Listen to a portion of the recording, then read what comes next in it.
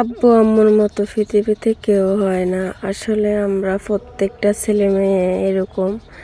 আব্বু আম্মু অসুস্থ হইলে কিছু ভালো লাগে না, খাইতে ভালো লাগে না, ঘুমাইতে ভালো লাগে না, কিছু ভালো লাগে না। কেন জানি আল্লাহ তাআলা মানুষকে এত রোগ দিছে, আল্লাহ ভালো জানে। আসসালামু আলাইকুম, সবাই কেমন আছেন? আমি একটু ভালো নেই। হঠাৎ করে আমার আম্মুর বুকে অনেক ব্যথা উঠছে। তো বাড়িতে একটা ডাক্তারও নিয়ে আসছিল, ওষুধ দিছে।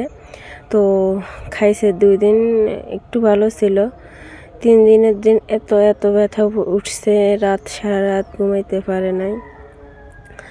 এত চিল্লাপাল্লা করতেছে, এত মন মেজাজ খারাপ হইতেছে। আল্লাহ এত ডাকতেছে, আল্লাহ তুমি আমার আম্মুর রোগটা ভালো করে দাও, কী সমস্যা সমাধান করে দাও। আসলে কেন জানি না, টেনশনে কিছুই ভালো লাগতেছে না। সারা রাত ওয়েট করতেছি, ওষুধ খাওয়াইছি, কিচ্ছু হয় না।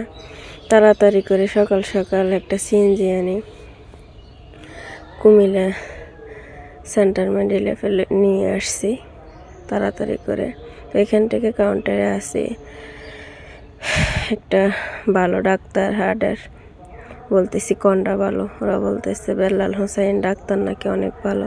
ডাক্তারে তাড়াতাড়ি করে পরীক্ষা দিছে। পরীক্ষা করার পরে রিপোর্ট আসছে আমার আম্মুর বুকের হাড্ডিতে বেশি সমস্যা, ভর্তি দিছে। তো আম্মু নাকি ভর্তি হবে না, আর আমরাও চিন্তা করছি ওষুধ খাই, তারপরে দেখা যাক। তো আমার আম্মুর জন্য সবাই বেশি বেশি দোয়া করবেন, সবার কাছে এটাই চাওয়া।